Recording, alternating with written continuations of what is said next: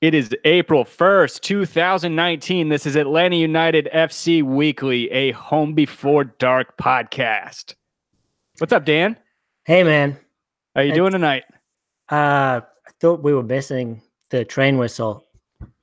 Yeah. We'll get to that in a little bit. I am Tim Herb, and I am joined by my lovely co-host, Mr. Dan James. Hello. Who's going to be remote tonight, but thank you for joining us, Dan. That's right. How you feeling tonight? Kind of feeling like I'm just been torn asunder from the inside out. You're talking about the Columbus game, right? I'm talking about the Columbus game. I'm talking about off-pod issues that we've had. It feels like no matter which way I'm turning around, something's falling apart, Tim. Yeah, it's fair to say. It's kind of hard to keep this sinking ship afloat sometimes, and I think people recognize that. I mean, we're only two guys. We're trying to do our best. I've got kids. And you just got married. Solidarity. Yeah. You've even taken up drinking, Tim. I mean, how many years have you been sober? 31 years. Down the drain. Down the drain. Down the drain. Hold on. I got to let Pirlo out of the studio. I don't have Kevin here to do that anymore. I try and look for silver linings, and I guess Kevin was one, but no longer. But I guess we've still got 90 points up for grabs for the season. As Joe Johnstone, our frequent listener in the trap homie, would like to say, 90 points are bust at this point, right? 90 points are bust. I mean, it's just it would only win you the Supporter Shield, and then beat the current record by 20 points, 20 whole points. That's quite a lot. I mean, that's 7 games or so. Yeah. You were doing the math there. I could see it in your brain. I'm not very good at math. I try to pretend. I do that. Put on my poop face, and then carry the one. If you guys are watching on YouTube, thank you for joining us. Make sure you hit the subscribe button, the notification bell. Make sure you guys get notified whenever we go live. Do this every Monday night at 8 p.m. Most of the time, rain or shine. Now that we have a lot of our life events out of the way, our apathy is not setting in. There's no rot going on. So we're already rotten, Tim. It's already. That's true. I mean, the worms have been drilling this for a long time. It's true.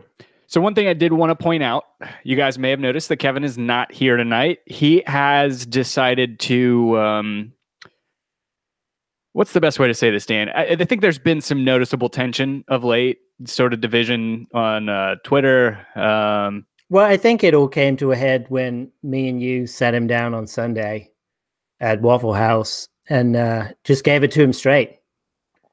For the actions that he did were just unforgivable, really. I mean, even that photograph that's up between the Florentine and Lazio scarves, I see his face, and I've actually put a little sticker on my computer screen so I don't see it anymore. Well, that's more than I can do. I can't look away anymore. I mean, ATL Trains brought up a great point. I mean, Kevin's takes are usually pretty shit, and it's just something that's been detracting from the podcast. He has some ventures he wants to start on his own, something to the effect of like ATL, UTD, supporter streams, I think is what he's going to call it. It's just business, man. I mean, people don't realize it's like radio these days. People switch networks. Well, at the start of the season, when the network came and gave us that contract, I mean, we fought tooth and nail to try and keep him on. But when they gave us that bonus, it was kind of like, all right, see you later, Kevin. Yeah, I'm not going to deal with that anymore. I mean, everything from his glasses to his stupid little beard, his little bald head, his beady little eyes. I just and that whole Clemson getup. I mean, he's not even from South Carolina. The Clemson thing is kind of Yeah, especially when he never went there. Tired. It's he's from Maine. He's not even from South Carolina. Right. He tries to pretend like he's a country boy. Last I checked, Bard in upstate New York didn't have a football team, and he just latched onto the first thing that he could find. Yep. This is true. Then, I mean, I guess he was consistent. He followed that whole orange theme the whole way through, like with his thing with the Netherlands. I never got the Netherlands thing. He just really liked fry sauce that much. I think he saw that one. He saw one like highlight of Ruud van Nistelrooy playing for Man United when they won the league, and I think he just latched on to that. He's so plastic and fair weather that I'm not surprised the first bit of trouble that Atlanta United have experienced, and he's already jumped ship. Yeah, it's I feel like Dan, but partly I don't want you to just take this as a chance to just shit talk him to death. I mean, don't speak ill of the dead. Yeah, I guess. Well, maybe you can do the good points then. The good points. What do we have? The beard. The beard was eventually. It's completely covered his neck at this point. You can't even see it. There's no skin between shirt and face anymore. No. And it's not even neck beard. It's not like I can grow a neck beard like Andrew Luck, but his is just from the face. It's going all the way down. It's like ZZ Top. Right. Weird thing was I was searching ZZ for Bottom. ZZ Power Bottom. ZZ Power Bottom. That's good. I was searching for digital pour applications on my phone. Or, you can go to these stores and you can buy a growler full of beer. So I typed in growler on my iPhone to find an application. It's just a homosexual guy dating apps called Growler. Funny enough, Kevin's face is on there a whole bunch of times, which I found bizarre because I thought I knew him, but obviously I didn't. Well, I don't know. Maybe we should let him speak for himself. Oh, he's here? Where's my fucking Stone Cold music? All right, I'm sure you guys know that this is an April Fool's joke, and it was very bad. I really wish we did have a Stone Cold intro for that. Yeah, just Stone Cold ET. Just a wrestling intro music. Stone Cold Kevin Bradley. No, thank you guys for tuning in. I'm really glad you guys took that opportunity to say. It just ended up being a roast battle for me. Yeah, not I had to stand idly by. That was great. It's not a honey roast either. What did you expect? I told Tim to take it seriously, and I still can't tell if you guys were really taking it seriously or not. Yeah, nobody was buying it. It is Sazerac time. It's good to be back. Atlanta United FC Weekly time. Where is your play the train horn? If you guys are listening to us on iTunes or Stitcher, leave us a rating and or review. We will read it aloud on the show. I don't think we have had a new one since last week. We got a new rating, which is great. Up to 168 now, which is awesome. Yep. Hit that whistle. Guys, we're really just trying to take up airtime because we don't want to talk about that slog fest that happened on Saturday. Yeah. Oh, well. Let the rot commence. Let the apathy rot commence. Is that what it was referred to as? Yeah, something like that. Oh. All right, so Atlanta United still winless in MLS play in 2019.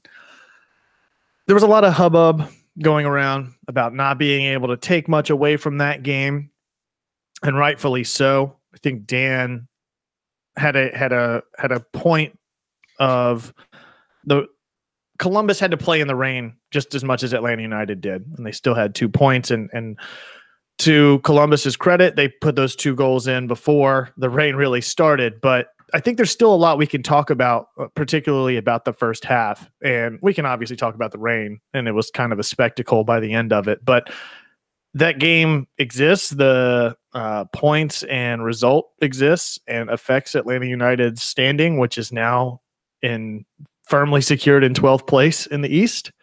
So that said, only 3 points separate 7th from 12th place. So it's not the end of the world or the end of the season by any stretch. Dan, have you dried off yet?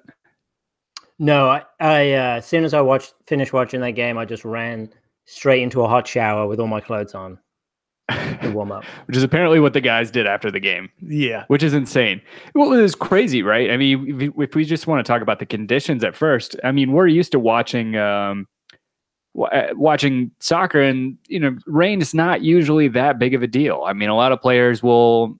I will say, if it didn't matter, if this was just high school, that would have been one of the most fun games to play in. If it didn't actually have any bearing or any realistic problems with players getting injured, as Franco Escobar did. As somebody pointed out, I think it was Brittany S. mentioned that Escobar did get injured with a abductor injury, I think is what I saw. But yeah, if this game didn't have any if this was a preseason match and you were guaranteed to nobody to get injured, it could have been a lot of fun to watch and to play in. But unfortunately, that's not the case. And for a struggling team to find points right now, it was not great to watch or to see. Yes, this is true. This is very true. It was very reminiscent to me of the game we played against Wilson Hall your sophomore year, my junior year of high school, whenever it was probably like 20 degrees outside and raining, and it was just miserable. But that was the main thing I think I took away from this is starts off, rain's not so bad, but then, man, I think the rain ended up being a shitty thing, but what you really didn't see or really notice on TV, I don't think, was the impact of the wind and the cold that really came in after the break. It was just a set of unfortunate circumstances. Both teams had to play in it. And while there is, I don't know, the argument is there anything you could take away from it? That was the big heated debate that was going on Twitter in Atlanta United dumpster fire Twitter that has been this season. And it was just people vehemently either denying that there was anything to take away from it, or vice versa. It was, I don't know where I stand on it. I think maybe it was Brian where he said the first 30 minutes are worth discussing, because I think there were some takeaways from that. Do you have those PDFs that I sent you, or can you pull it up on who scored, the sort of tail of the tape between the two halves? And maybe that's how we discuss this.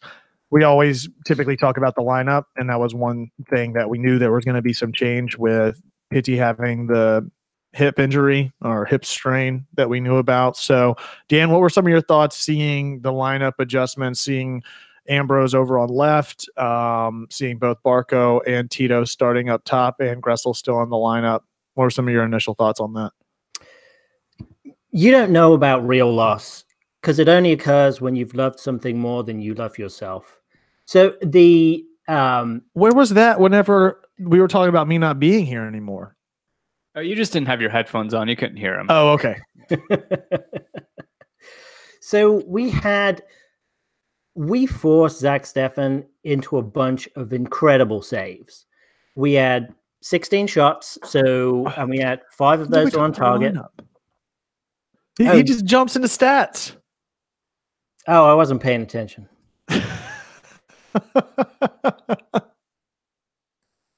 Hashtag on brand. On brand. He's just waiting for his turn to talk. And I'm just waiting for my turn to join Jay Riddle, who's in the trap. What? He's still allowed in here? I thought we revoked those rights. I thought the lineup was actually pretty strong. I thought we would do fairly decently. I was excited to see Escobar back. I didn't think we would miss Pitti at all. I don't think we did really miss Pitti in the run of play. Miles didn't have, I guess, his best game in the end. He's going to have a down one, but I mean, what else are you going to do in this sort of game? Credit to Brad Guzan. He probably our best player on the field. Saved a penalty. That's something positive to take out of it. I don't know. Yeah. The lineup was good. I feel like the lineup stuff has been talked about. It's like in the 5-minute span, people say we go from a 3-4-3 to a 4-3-3 to a 5-2-3-1. I think that's just guys just moving around. I don't really think it's an official formation change. I don't think you can even do like a formation change tactically within 2 minutes. If anything, I thought they had a 2-back for large portions of that game. You look at the average positioning of the players. Am I all right to talk about that, Kevin? Yes, fine. Whatever you want to talk about.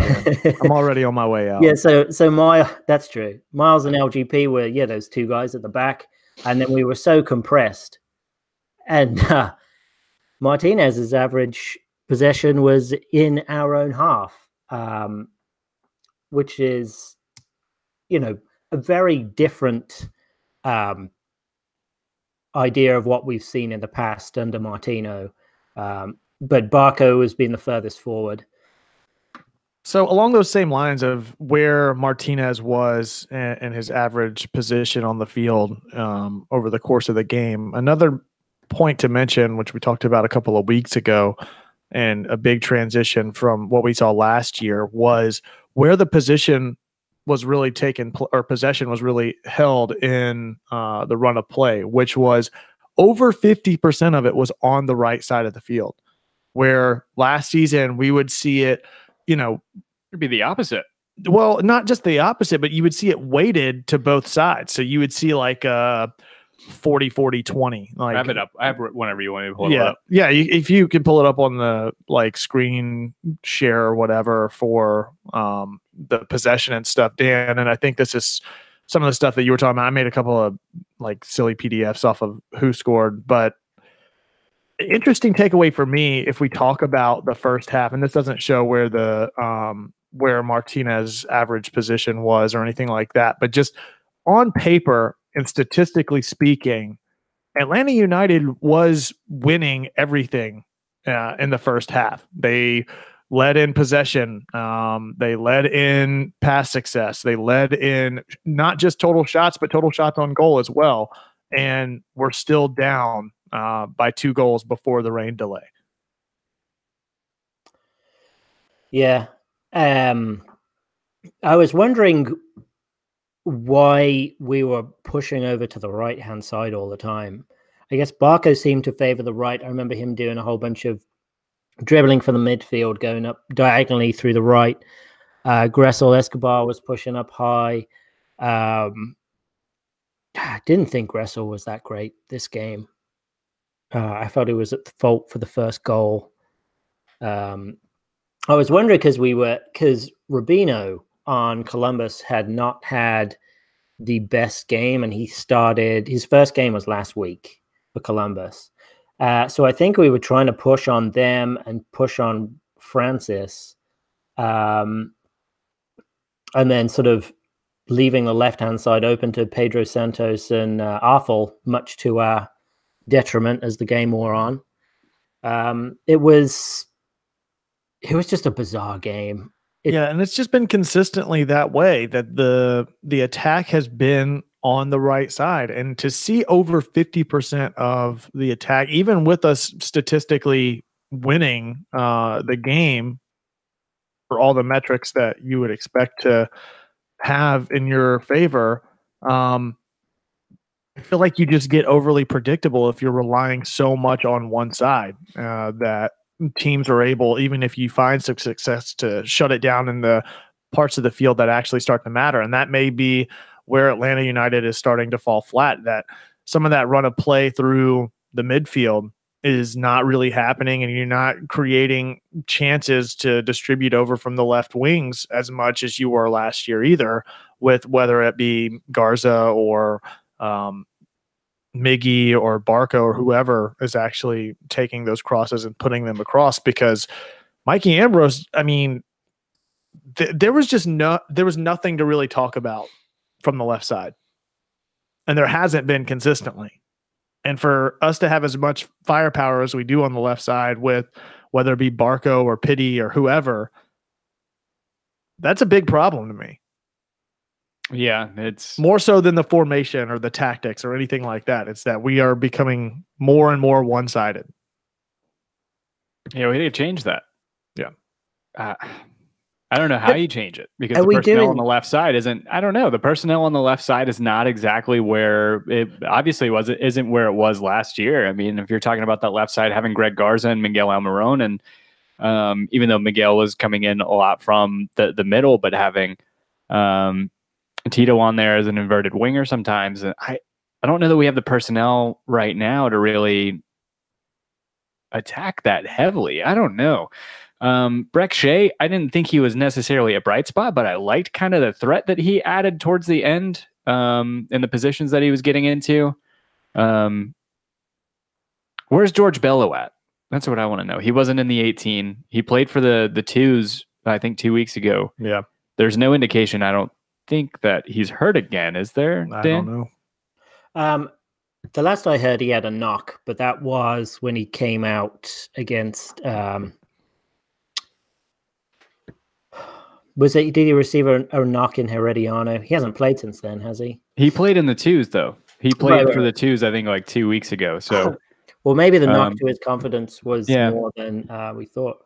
Brittany S is saying he's still injured. Maybe that is the case. But I like Mikey Ambrose as a stopgap for things. But I mean, as long as he's back there as a left back or a left wing back, I don't know that we necessarily have the personnel to really be left heavy or even alternate. I mean, all the firepower is coming from the right side. Or am I wrong? I mean, what do you guys? Everybody wants to play manager mode and think that they know what the best solution is here. Ultimately, we have the manager in place that we have. We have the players and personnel that we have in place.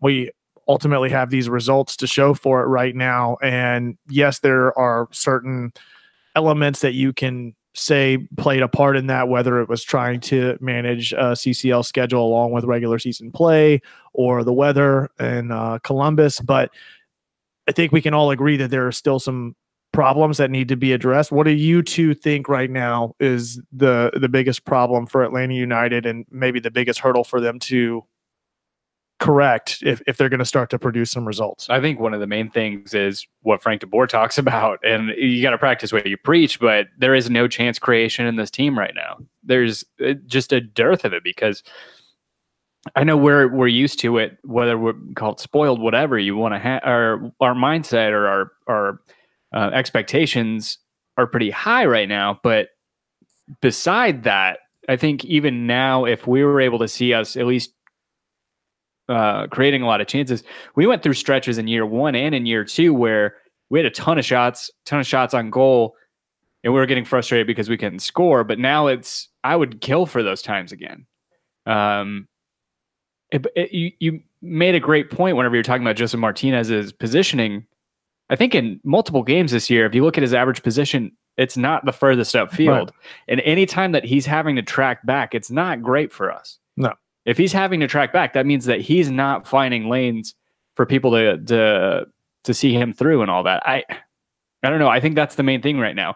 I don't know that having, whether it's a 4-3-3 or having three behind another, lateral three, if you want to call it, with Barco, Martinez, and Joseph, is necessarily a great thing. I think that Joseph needs to be further up, and I don't know. We just have to find those lanes again. I don't know how that happens, though. I'm so... I think we're all in this position. That's why I posed the question, because everybody's going to have a different answer, I feel like. Dan, yes, what do you think? So we had 12 key passes to Columbus's 2. So those are passes that lead to a shot or to a goal. I believe those are called XG, right? No. I don't think that's how it works. I think that's XG. I got it. Oh, I figured it out. It's XG. That's the XG. I think a key pass is something akin to a chance creation. Oh, XP. Got it. Like if your XP gets really low, you need to get a potion, heal up, then you can attack. See, XP is experience points. Yeah, it's experience. Come on, Kevin. Oh, CP. Got it. Yeah, no, your PP. Oh, yeah. Maybe that's the problem. Yeah. Too much PP. No, not enough PP. There's never enough PP. All right, Dan, go ahead. Maybe we should be running the 2-1-1-1-1-1-1. I'm talking about Pokemon. I'm not talking about... Get your mind out of the gutter. So anyway, this chance creation not be an April Fool's joke. This chance creation has been increasing in every game. So I feel like the system is actually fairly decent. We just haven't had a decent game in the past 4 MLS games to put it all together. Like we've had this we weren't switched on. We got beaten in the first 5 minutes. And then as this game was only like 30 minutes long, effectively, then there was nothing you could really do. I mean, we had a ton of unsuccessful passes because we were trying to pass the ball and it would slow down 5 feet from the player. And so it was easy to get picked off. Against DC, I mean, none of them have been great games. We've had Gressel is at fault for this goal. Gressel was at fault for Cincinnati's goal. So what you're saying is Gressel is really the reason. Now we know why they stopped the negotiations for his contract, is what you're saying. Well, I mean, if you're trying to push for a better contract, don't you need to show that on the field? Okay, all right. But he did wish Jay a happy birthday. So of course, because he's a great guy. But I want, if he's going to have a contract, Jay, let's be clear. No, I actually think Jay's a pretty good guy as well. Happy birthday, Jay. Happy birthday. But if Gressel's going to push for a contract, he needs to show it on the field now, as he's asking for the money. I don't think that is why the contract negotiations have been halted or anything. I think that has more to do with the collective bargaining agreement that expires at the end of the year. But he's really got to show it on the field. And I just don't think the first 4 games in MLS have been indicative of what he can actually do. In fact, I don't think it's indicative of what this whole team could do. So I have a coworker that I talk soccer with, Igor, from Ukraine, and he's very critical of Frank de Boer. Wants to just nuke the whole thing and start over? Pretty much, yeah. Yeah, weird. Ask him who's he going to replace Frank de Boer with. Well, it's not so much that. He's just saying that it's the Plenty exact of same Is he thing. on Twitter? Maybe Plenty he of should start people. like. I'm sure he's got a bunch of bots. You say he's Russian, right? He's Ukrainian. Start influencing some He's of from those. Ukraine. Start influencing some of the votes for different polls and stuff for Atlanta United for like De Boer out. Plenty of people can be critical and say De Boer out, but nobody really suggests a solution. These are there is no paper-thin solution. arguments. At this point, I mean, the candidates that were vying for the job, if you believe the rumors, Sampaoli has a job, right? I don't. There are a lot of us that weren't in that camp at all. I know, Dan, that you were, I think, wanting that over Frank de Boer. All I was saying is he was just alluding to, it's like frame for frame the same movie that was playing out at Crystal Palace. Which I still don't think he was given enough time at Crystal Palace. Maybe he didn't have the personnel for it. So let's temper the Crystal Palace. Who was the previous manager at Crystal Palace that the mess that Frank de Boer was trying to figure out? Big Sam Allardyce. When has he done anything good? I mean, De Boer was coming in and taking over from Martino, so he's already got a good foundation with which to build on. He's just trying to implement a system, and the system just hasn't been fully implemented yet. I really believe that is the foundation of the problem. I will say that I think it is a change from Tata's tactics in that Tata's tactics relied heavily on individuals rather than the system. Can we all agree on that? That if we were to decide which one of the two Tata's success fell under, can we all agree that it was based on the individuals more so than the system? Like, yes, the system played a role in that, but it was predominantly because of the players and their individual efforts. Yes? No. If you had to pick one of the two, which one played more? Was it the system or the players for Tata? I think it's the system. How so? I mean, it's both, but of course it's both. I never said it wasn't both. I'm saying if you were to say, if you had to put weight on one versus the other, whenever we talk about the success that Atlanta United has had in the past few years, it has not been a conversation that's been based on the system and the tactic primarily. It's been based on the players, right? The one thing I will grant you is in the games where we were without individual talents such as Miguel Almiron and Joseph Martinez and Greg Garza, we saw an inability for us to play up to that level within the depth that we had within that same system. Well, but we were still winning games with. We were. Dare I say, Chris McCann. We were still winning games with Mikey Ambrose. I remember man, Bloom was doing a decent job. I remember he shut down Piatti. There were guys within the system who who stepped up and were able to be successful within. I remember when Almiron went out, Gressel stepped up and was a monster at the 10 spot. But I think because the system evolved, like we started off 2017 with the 4-2-3-1, and we played that over and over and over and over and over again. We played it every single game. We didn't waver because Tata wanted to establish a foundation and get guys playing the way Tata wanted them to play. Then in 18, we were able to morph that a little bit. So we started off in the 3-5-2, and then we jumped back to a 4-2-3-1 every now and then. But then the 3-5-2 really got established, and then we basically started off with a oh my gosh, what was it? A 5-3-2. So you just named 6 different systems and formations, right? I mean, this is what I'm trying to get to the point of. The point I'm trying to make is that, in my opinion, I feel like, yes, Tata had to have a system in place, a formation in place, and it had to work with the personnel that he had. I think the personnel, through their growth and development, that the individuals led to the majority of that success. Is it a 51-49 split?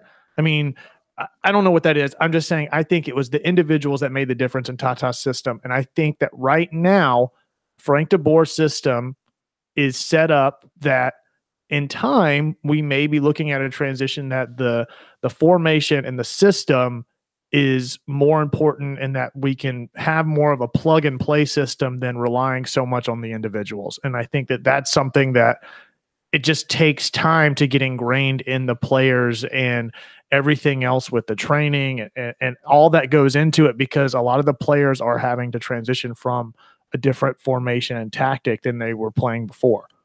I hope so, because the system that he's trying to implement is a very complicated system.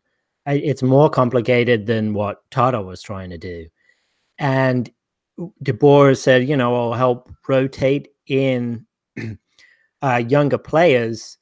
And I worry that because the system's so complicated, that as soon as we get a new guy who's not used to the system, or the whole team's not used to it right yet, really, that it's going to throw it all off again. So I'm not calling for his head. I want this to go on and on, but I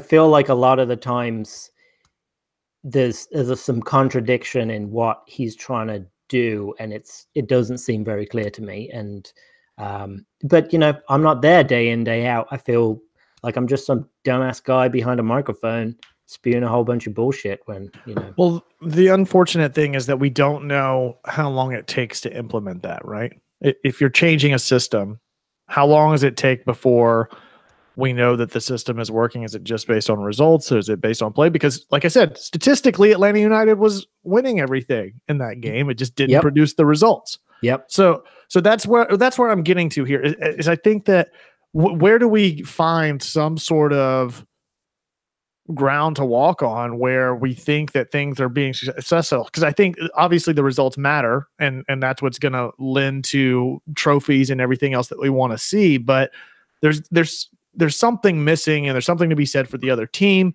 They had some great saves, which you mentioned, Dan, and some things didn't go our way, but we've been leading pretty consistently in possession and pass accuracy. Tim, I think that you're spot on. I think some of the chance creation is really what's lacking here, and it's kind of like we're reverting back to maybe what Dan was saying too, the 2017 Tata, where we were moving the ball around, but we weren't really creating any opportunities with that. And we seem to kind of be figuring out the inner workings of the system before we figured out what to do with it once it was working. And I think hopefully that's the next part of this, is that the metrics, we seem to be winning, but we're not getting the results as a result of that, you know? Yeah. And to Dan's point, I mean, we talk about an improvement in the chances created. I mean, I hate to go back to this again, but we haven't had the easiest of schedules so far. Yeah. I think if you pull up the table right now, I think the teams that we've lost to obviously are, I think, the top two in the East, and then the other two teams which we drew were the fourth and fifth place teams who are only back from first place by 1 win, 3 points. So it's not necessarily. I mean, points are going to fall one way or another sometimes. I mean, you're going to lose points throughout the season.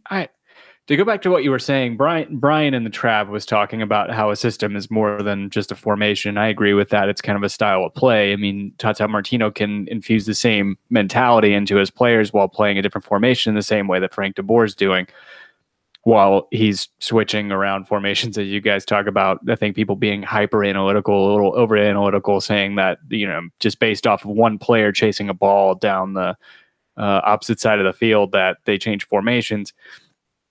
I think, just to go back to your point, I wanted to say, Dan, I think I understand what Kevin's saying, where the system that Tata Martino is running could see success just due to individual brilliance sometimes, where maybe it was lacking around the field, and there takes maybe more of a complete cohesive buy-in from all 10 field players out there, outfield players, under Frank de Boer's system. The best example I can give for the argument that I tried to make with Tata is look at the difference in the change in the individual in the system for Tata on how he plays his backs, that they typically track so much farther forward. And look at the evolution at the right back specifically, from Tyrone Mears to Anton Walks to Franco Escobar, that the individuals made far more of a difference in that system than the system itself did,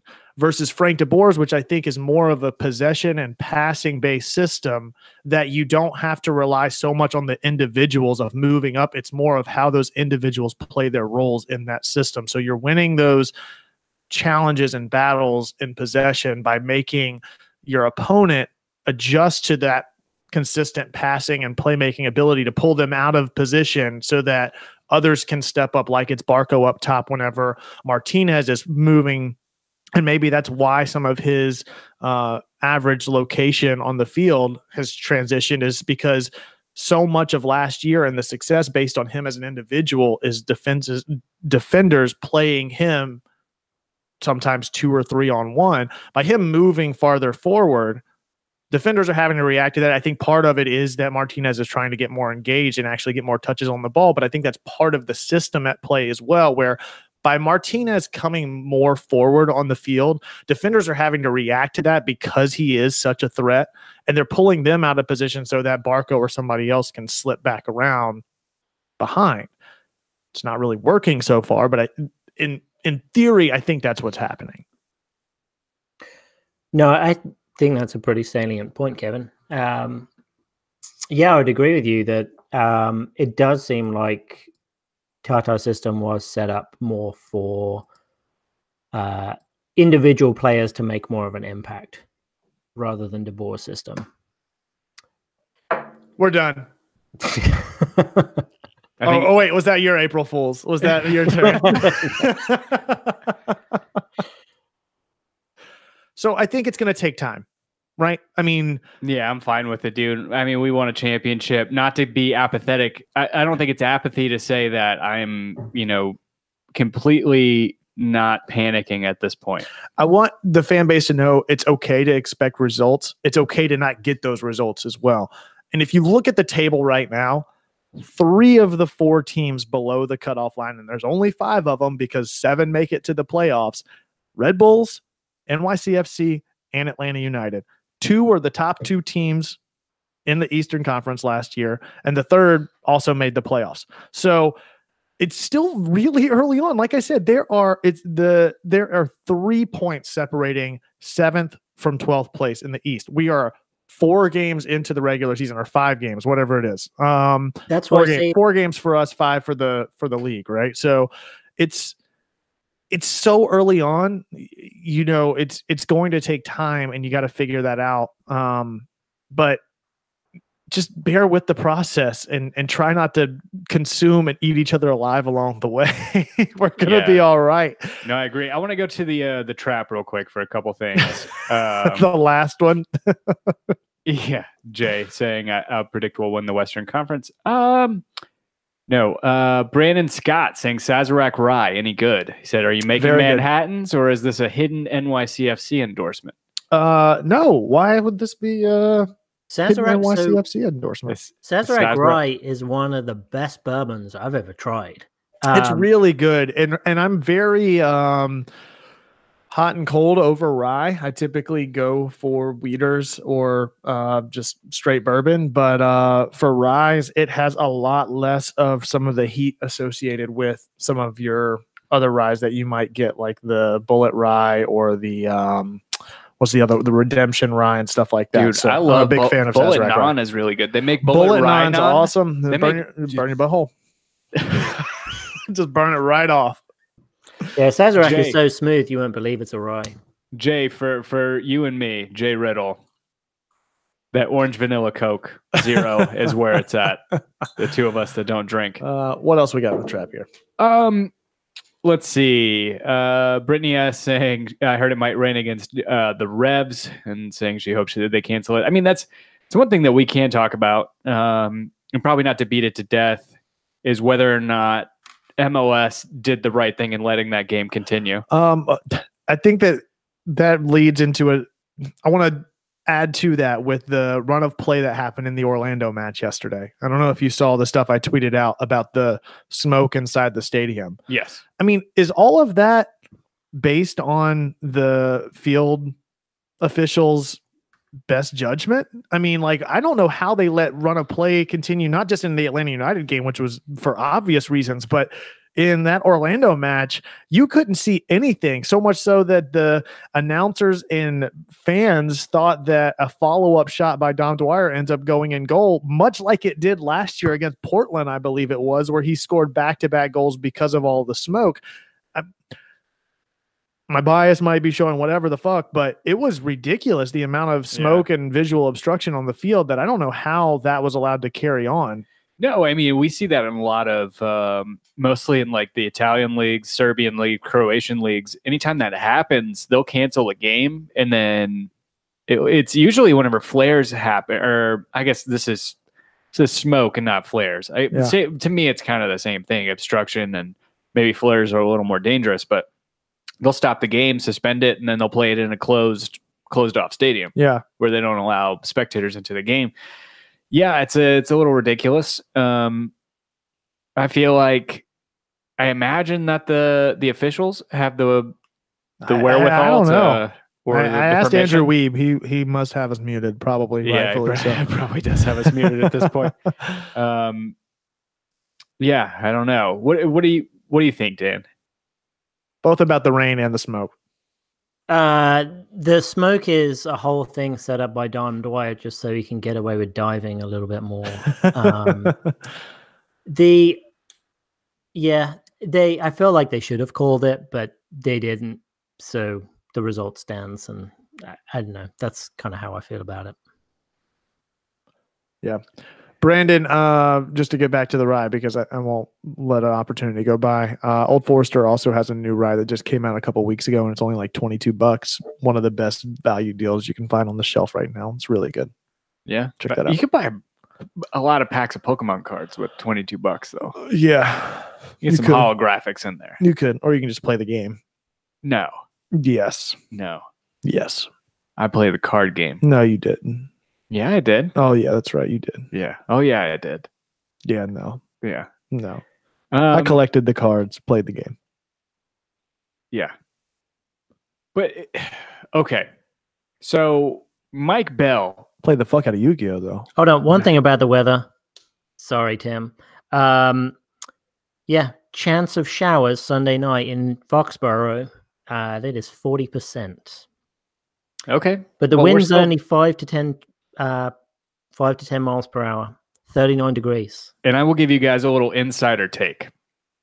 I grew up with a meteorologist for a father, and we are 12 days away. Nobody knows what is going to happen. Yep. Somebody's looking at a farmer's almanac and they're saying, oh, okay. He pretty much wrote that No World for Tomorrow They're saying, yes. movie. No World for Tomorrow? Yeah. The Coheed? The Coheed album? movie. The Coheed movie. You know Day that After one? Tomorrow. My dad. The Day After the World for Tomorrow. Yeah. Dennis Quaid was playing Tom Herb in that movie. If you want to get my dad mad, make him watch Day After Tomorrow. Yeah, why did he put that on your bachelor weekend? And they just talked about it the entire time. I forgot about that. So, oh yes, Brandon Scott says a lot about my predictions. That's correct. So, anyway, to get back to what I was going to say about Mike Bell, as ATL Chris, Dirty Bird Person says, I like Mike Bell, but he can get into his bitchy Gen X back in my day mode on Twitter. I give him grain of salt. Agreed. I like that he is a local big media personality in the sports broadcasting industry who is giving Atlanta United play. He's a huge supporter of the team. No matter what you think about his views, he really only wants this team to succeed, and he's very frustrated. He saw a lot of people's complaints, or like I said at the top of the show, I really don't know what to say in terms of there's nothing to take away from this game. There's a lot to take away from this game. Both teams played in the rain, blah, blah, blah. His response was that both teams played in the rain. We suck, essentially, right? You guys need to not complain. Both, Columbus had to play in the rain and they still beat us.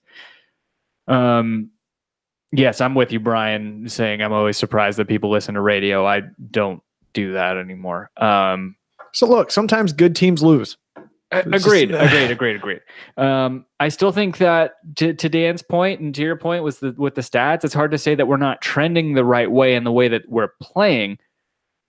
It's just, is it going to get to the point where we reach a certain point? What is that called? It's not terminal velocity, because terminal velocity would mean that we're kind of reaching our peak, and then it's like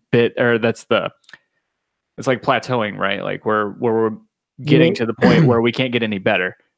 Do you mean, Moment of inertia. We're powering up to realize the fully awesome power of a fully operational mothership? Yes, something to that effect, right? I mean, we're going to hit this point, this power up point, where we're just going to we're going to be OP, hopefully, right? Let's hope. We're going to get to the point where we're just, like in Diablo, where we're just doing the same runs over and over again, not dying, and we're still having fun with it. Well, I think that it is a very tough, back to just theories and analytics here. Yes, Brian. The apogee? Yes, that is right. The apogee. Is that that is what we need.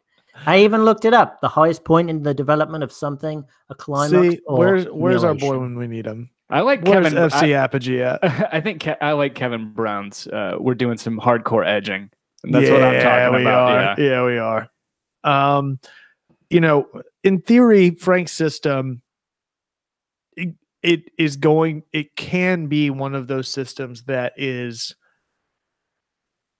really frustrating and almost not unstoppable, because I think every successful offense has a successful defense that can break it down. But based on just a possession and passing based attack, we've all played the game long enough that we all know how frustrating it is playing those drills where you're one in the middle and you're just being triangle passed around the entire time. And it is a system that is almost based on that principle, that you are passing around into tight lanes that draw the opponent out of position because they're anxious to get into the run of play or to force their will onto you offensively. And so from that standpoint, I think that it can be very successful because we're all prone to that. It takes a very, very disciplined team to not succumb to that tactic. versus those that can just sit back and bunker against a team like we were last year that was so quick to counter and stuff like that, that so much of our success was based on teams coming out from the back line. Now it's bringing teams out positionally at different points around the field based on a system that works in nodes and within personnel groupings. So I think it can be successful and we can get to that apogee, but it's going to take knowing what to do with it once we've learned how to possess it, which I think we clearly are. The statistics back that up to some regard, but how do we start to create the chances and opportunities that you're doing that for, I think is where the next step is. Dan, I think one of my biggest concerns right now is the body language of the players. And I don't know, maybe it's not something to take away from this Columbus game, but the games in the past, pretty much the entire season, do you feel like these players are eventually, or do you think they are buying in? And if they're not, do you think that there is a capacity for them to buy into the system at this point? Or do you think that 5-6 games so far of frustration is enough to turn them off completely? No, I think I thought they actually showed a lot of fight to try and get back into this game. I thought the second half was actually, we played a lot better than the first half, even though it was just awful. And that was because we couldn't pass the ball. If they weren't brought in, that could have easily been a 6-0 game. Yeah, I feel like, Barco has been so much of a better player in the past couple of games. He really has a lot of fight to try and make the system succeed. I feel like all the players have. I feel like if we didn't have the Champions League, it would be a whole different story. Like, these guys were going up against teams better than the teams in the MLS right out the gate. They didn't even get a full off season.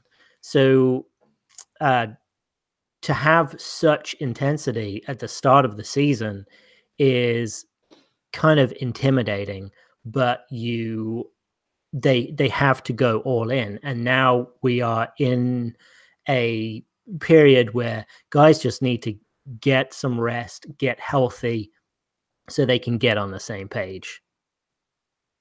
And I'll take the counter to that I think it was a rough circumstance for Atlanta to have to play CCL simultaneously as MLS, but I think that those extra 4 games were an extra 4 games to implement a new system that they wouldn't have had otherwise. And so maybe when we win and hopefully we start to see some success and some consistency in the run of play outside of extreme weather conditions in the coming weeks, would we have been at 8 weeks before that started to click versus 5 or 6 weeks? Maybe that's another way that we can look at that, is that's an extra couple of games that other people didn't have, that even though we didn't get the results we wanted, it gave us an opportunity to implement a new system.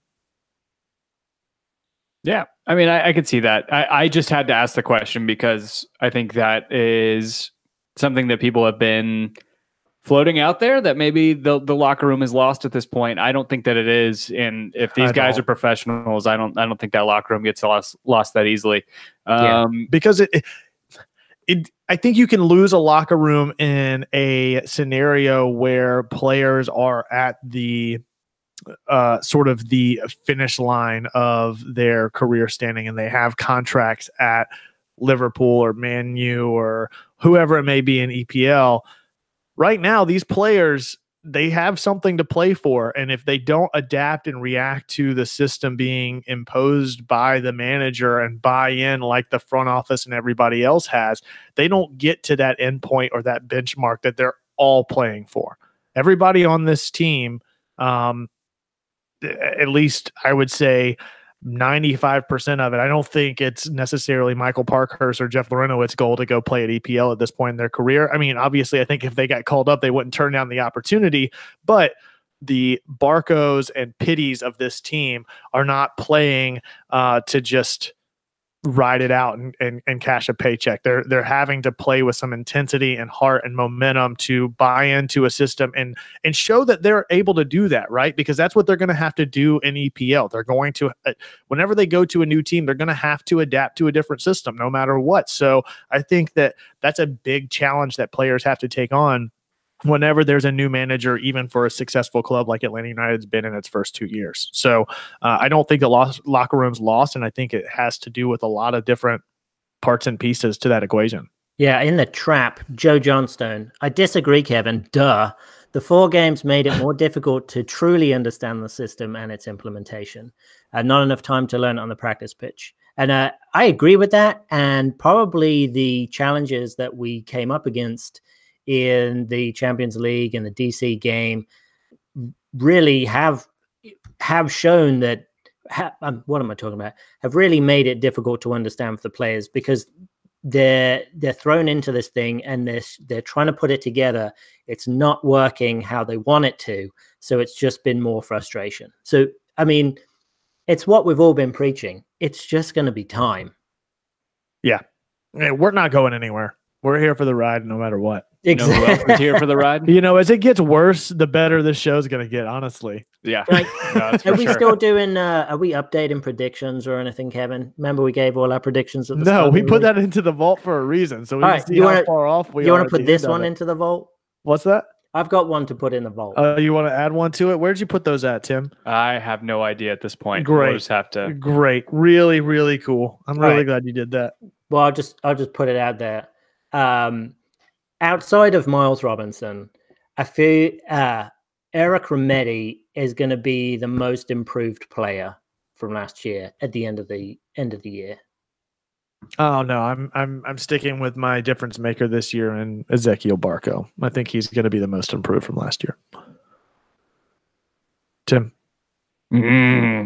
aside from Miles Robinson, is that what we're saying?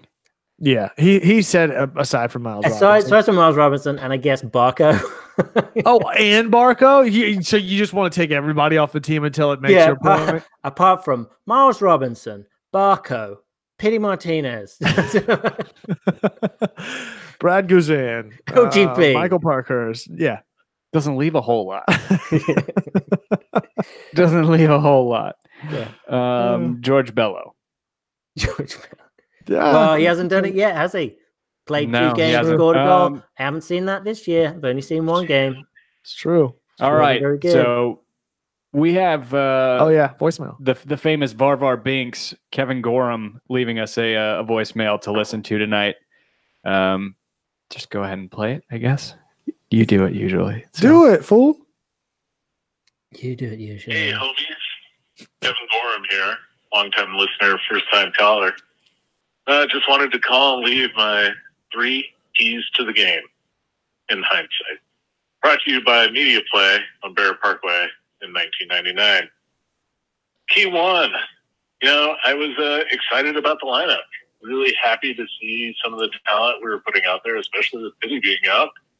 It's just too bad we got robbed of that joy in minute 1.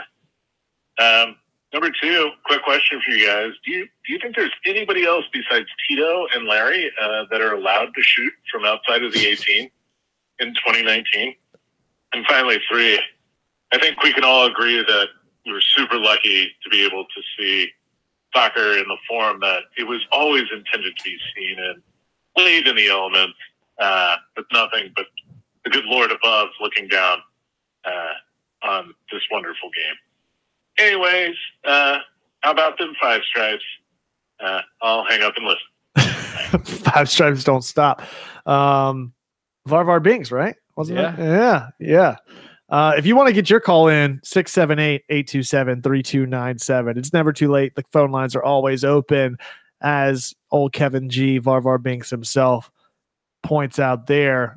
Enjoying his spring break, I believe, or paternity leave. That's right. Congratulations. Yes. Congratulations. I know it's a time in Atlanta where you never really know who is out of the office for what. Is it the liquid pollen that's coating everything? Is it spring break? Is it putting out more kids, as evidenced by one of our other co-hosts, Dan, who is promptly expecting your 7th or 8th now? 10th. We're doing a reality TV show.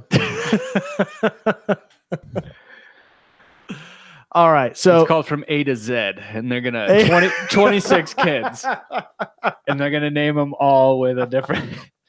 That's right. Yeah. That's great. Fascinating. I mean, we've got the pregnancy down to 3 months now. So.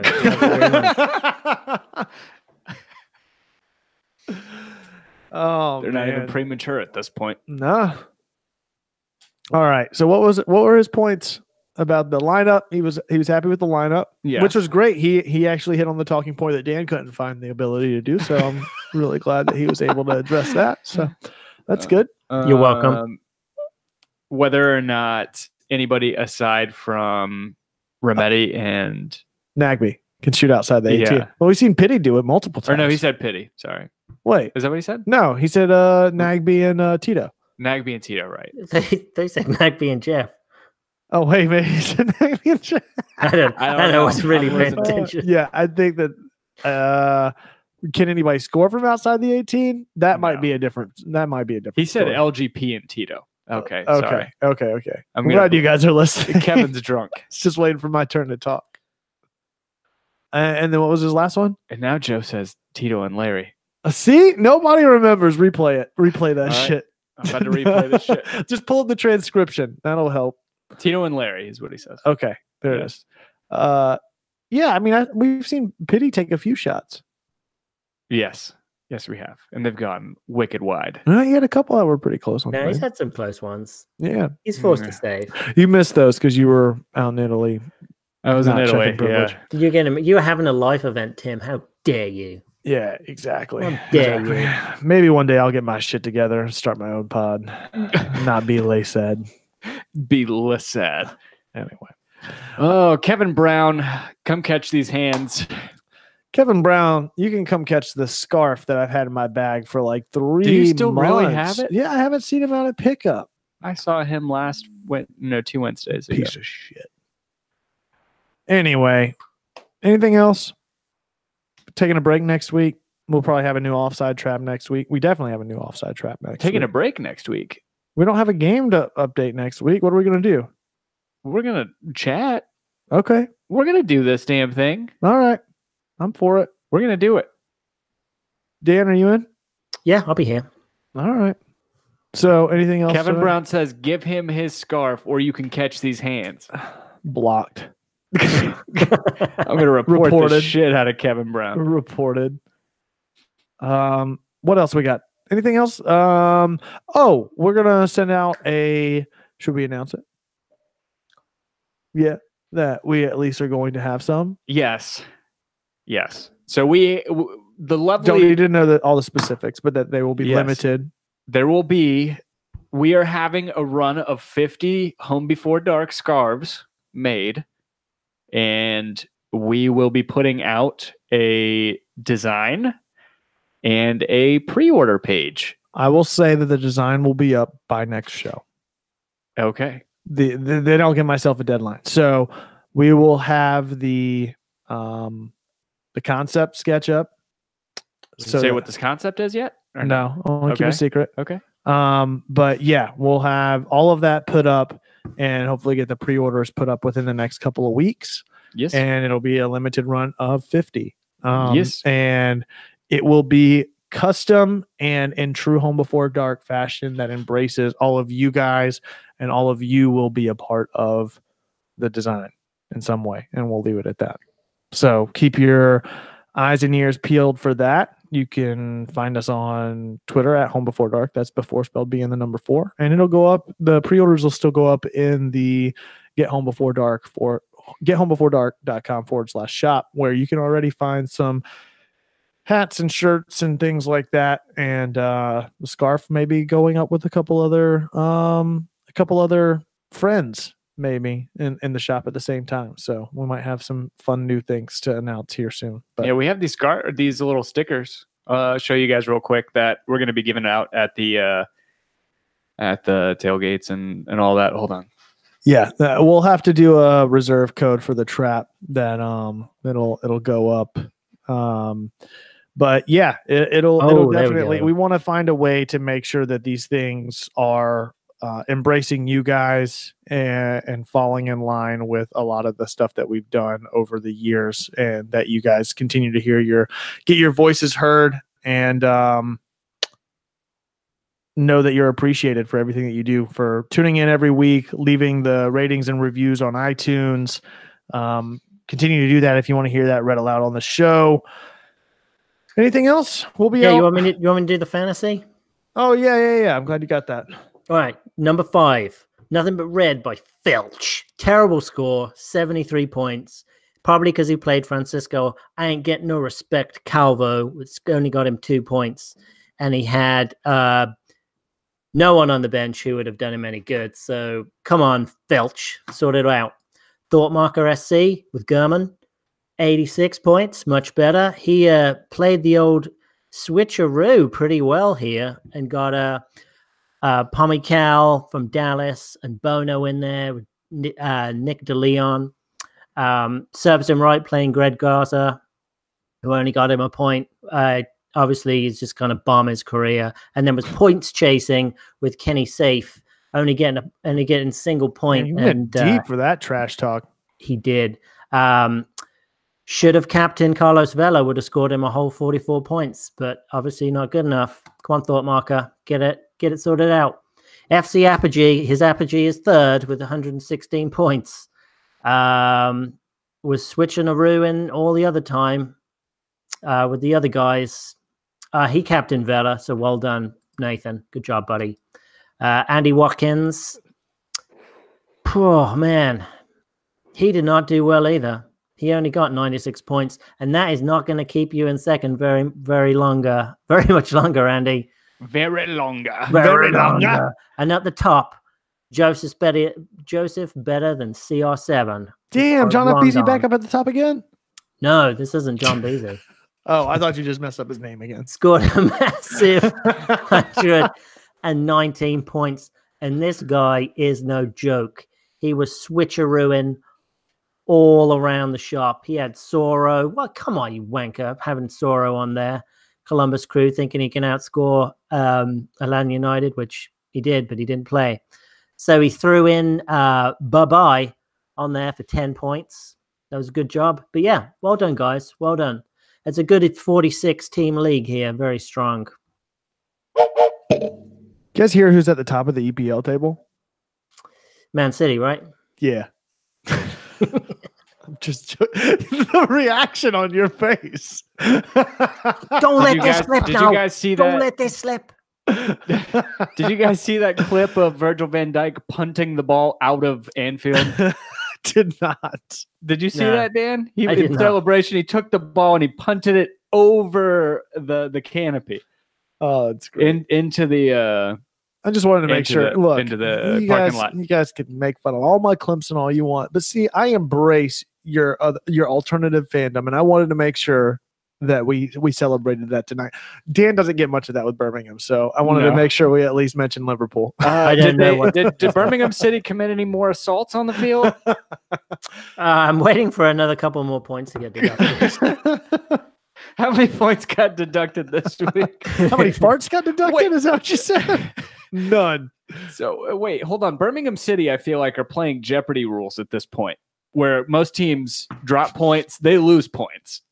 Yes. Yeah. They're getting deducted points every week that they lose. And, no, I mean, you should we won't get relegated. Yeah. You should be very happy that Liverpool's will be captain Virgil van Dijk, who also captains the Netherlands, is the best defender in maybe even a golden boot or a golden ball, a Ballon d'Or candidate at this point. He's incredible. Yeah. The man is incredible. He can do no wrong back there. Anyway. Do you think it's going to hold up? What, the lead? Yeah. No, we have a game in hand right now. So, or how does that work? I'm losing my brain. Game in hand means you have one more game played than the others, That's right? not it. Yeah. Game in hand. No, game in hand means that you have one less than everybody. Man City has a game in hand on us, and they're back by 2 points. They're not going to lose the rest of the season. No. So here's a good snapshot of Birmingham. So there's a stat out there. Only players to reach double figures in both goals and assists. So Lucas Junkowicz, who is the Birmingham City striker, is number 4 on this list, and obviously he's within Europe's elite. I just don't think stupid stats like this are worth celebrating. So who's above him? Well, obviously Lionel Messi at 1 with 26 goals and 12 assists. Eden Hazard is in second with 13 goals and 11 assists. Raheem Sterling? Eden Hazard. And Pablo Hernandez with 10 goals and 10 assists. And then old Lucas, my boy, Junkowicz, 10 goals, 10 assists. I mean, he's barely there, and it's a stupid stat. I mean, no, I would feel sorry. like we're just reaching at straws for this sort of stuff. Tim, you actually get a 2 for Tuesday today. You know, on top of Liverpool, you got old War Damn Eagle in the Final Four. How about you? That's crazy, right? It is really fucking crazy. It's crazy. They lose their second best player and they still end up in the Final Four. Yeah, who saw that Final Four coming with Michigan State, Texas Tech, Auburn, and Kentucky? Kentucky. Oh, not Kentucky.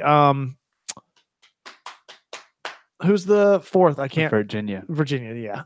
I knew it wasn't Virginia Tech because Dan's a fan, so I knew that wasn't going to happen. No. Oh, did Virginia Tech make it to the tournament? Oh yeah, they actually went to the Elite Eight, I think, or they just got out. They got eliminated in Sweet 16. Yeah. That's it. Yeah.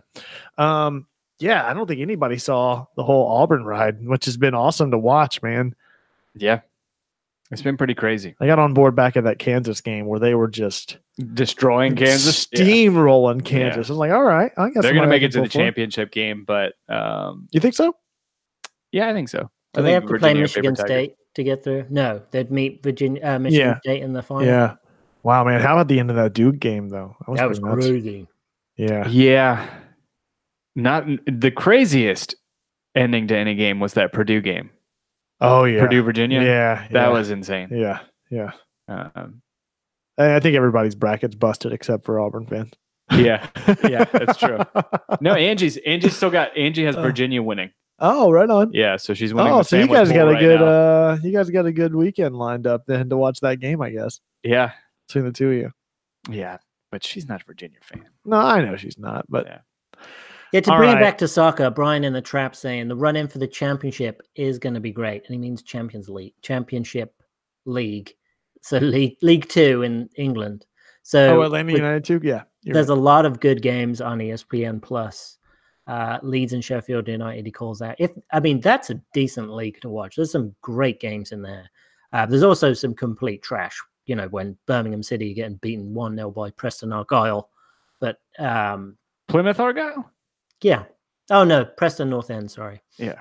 Huddersfield Town. No, Huddersfield is relegated, guaranteed, right? Yeah, them and Fulham, and then it looks to me that was like the biggest. Y'all see how much I'm the one bringing up EPL shit tonight. I know all the shit. No, you remember we used to do a Premier League podcast.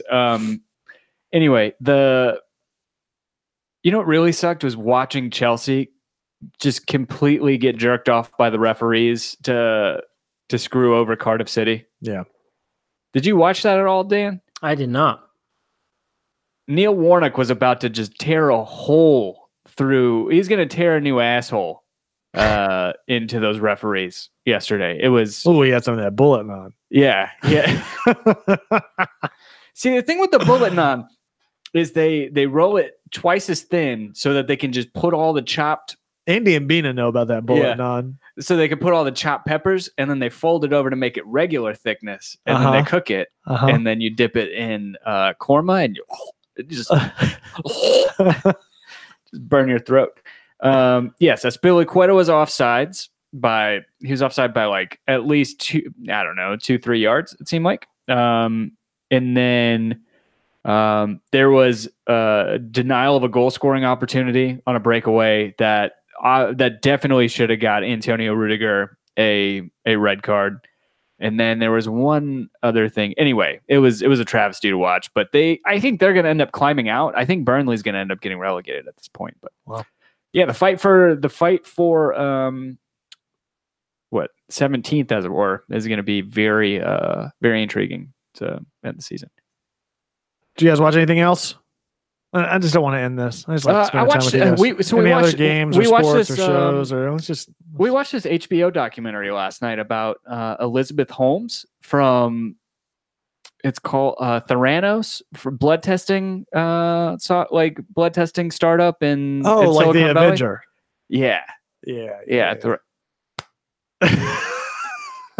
I remember when he had that snap. He did that snap your fingers dance. That D4L song. No, but I recommend that documentary. That lady is fucking insane. Man, ain't nobody talking about HBO right now except for people watching Game of Thrones, getting ready for that series finale. Yeah, I don't know. You ready, Dan? The new series of Barry came out yesterday, so I'm looking forward to watching that. New season of what? Barry. It's the Bill Hader Hitman Oh, series. man, I've been hooked on New Girls, or not good New Girls. Good Girls.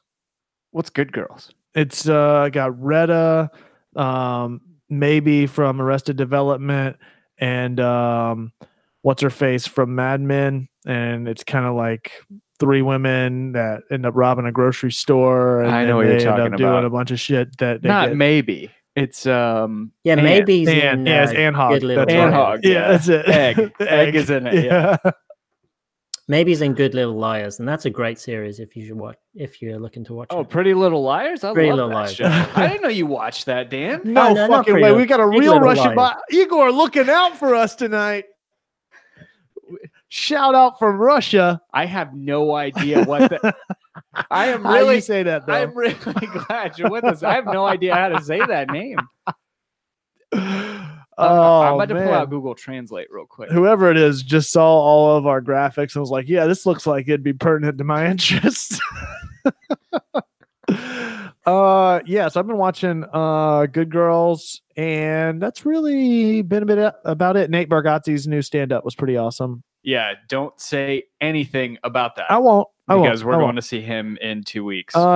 Dan, should we start just like we've done the like the MLS Fantasy League and all that? I was wondering, should we do a death draft for Game of Thrones fans that watch the show? That's Maybe a great idea. I found out. So the person's name is Nikita Fisherman. Thank you for joining us. That's awesome. Nikita, thank you so much for joining. Danke. Danke, that's German. It's close enough. Just joking. Nikita, Arrivederci. She gone. Nikita Fisherman. Thank you for joining us all the way from Russia. I love it. That's awesome. Yeah, it's really fucking awesome. Holy shit, did you Google Translate that for real? Yeah, Google Translate has this camera thing where you do the language and then you point the camera at it and it translates it. Oh, what's that mean? Is that like XOXOXO? That's how I sign everything. That's oxa. That's what they that say might be- before they swat your house. Oh, we just got DDoSed. We got swatted. Nikita, what were your thoughts? How are you enjoying the stream? Maybe we can get some fun. This could go really terribly bad or be really great on the game, or something fun in the trap from Nikita watching all the way from Russia. That's pretty awesome. No, just keep the conversation going. Just to talk to Nikita, our Russian friend, in the trap tonight. And also, how'd you find out about us? This is pretty awesome. What else, Dan? How do you think Game of Thrones ends? I think it ends with X repelling the equals White H in Walkers. Russian. Okay. But so is laughing. I feel like Jon Snow is going to die at the end. You do? Yeah, All right. because that's what the book I said. don't know. Do you think Fat Dan lives or dies? I think Fat Dan. I think Fat Dan. I know who he's survived. talking about. Fat Dan's got to survive. I think Fat Dan ends up being the difference maker, man. Probably. I think that's kind of like from the whole. That's like the whole Aladdin, like started at the bottom, now we here kind of thing. Like That's right. Fat Dan. Just like in podcasts, just like in actual Game of Thrones world. Exactly. What are you doing? You listening to Russian over there, Tim? You getting educated? About to learn us something? About to ruin the Harry Potter ending for them. It is 1:02 a.m. Central Time. This is What Dallas, is Texas. happening? Let's see how pissed off these people get.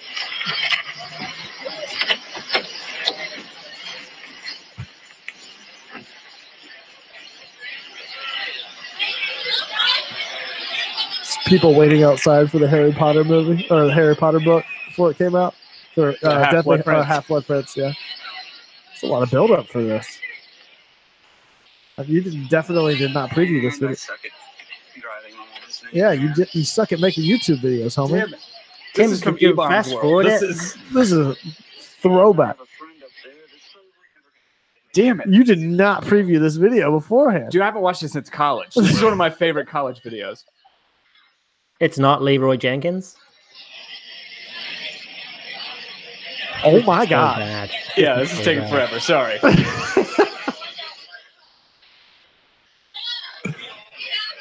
Whatever people Damn it. were watching no longer are. You ruined it. Damn it.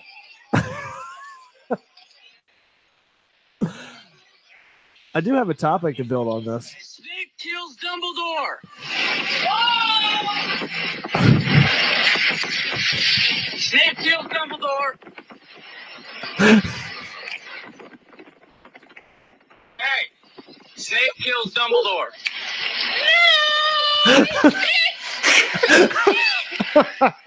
All right.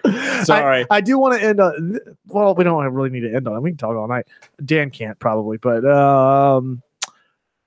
I saw something on Twitter that really showed a lot of the age discrepancy in people when asked what was the first viral video that you remember being really big. So maybe it'd be a fun thing for the trap to sound off on. But what was the first big viral video that you can remember that you watched a lot of or that you can remember? All your base are belong to us. That's a good one. Mine was Star Wars Kid. Okay. I remember. Dan? I remember the slow load for that thing to come up to have to be able to watch that thing. It was Star Wars Kid. I don't even know if there's a viral video, but Froggy Fresh did What Do I Want for Christmas? Okay, so yeah, you definitely lose because you're calling him Froggy Fresh, which he originally went by Krispy Kreme. And so 2012 and Moneymaker Mike. Yeah, exactly. So you lose, Dan. You lose. Katie saying old Greg. Old Greg. Of course, Katie says old Greg. She was giving me so much shit for not knowing about old Greg. Brian said definitely that lightning bolt LARPing video. I don't even know that. What? I don't know about that one. I don't know that either.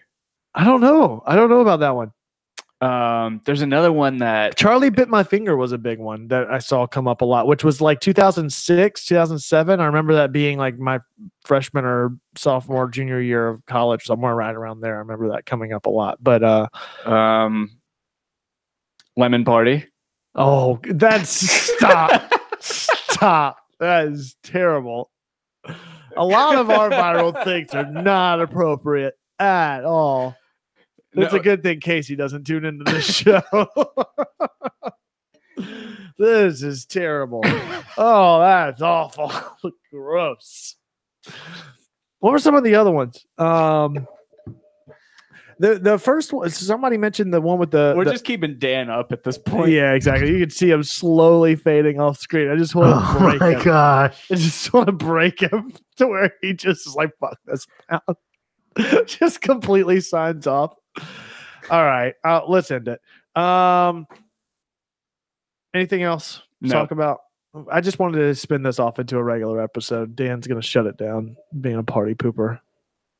I think everybody's tuned out at this point anyway, waiting for that damn Harry Potter video to load. Yeah. It's true. All right. Thank you guys for tuning in. Those of you that stuck around this long, thank you. Really appreciate it. The Arby's guy. Sorry, Michelle. The Arby's guy. I don't know Arby's guy either. I don't know what that one is. We have the meats. Oh, you're talking about Ian Dark. What is that? Whenever somebody posted that the other day, it was like Ian Dark, the British commentator. Oh, that's right. Dan, can you sign us off by doing the Arby's tagline? Yeah, at Home Before Dark, we have the meats. Home Before Dark. We have the meats. Thank you guys for tuning in. You can find all of us on Twitter at Home Before Dark. That's before spelled B and the number 4. Be sure to leave your ratings or reviews in iTunes. I'm sure we'll get a lot of 1 stars after tonight. Whatever they may be, we will read them aloud on the show. Love the hell out of you. As always, be home before dark.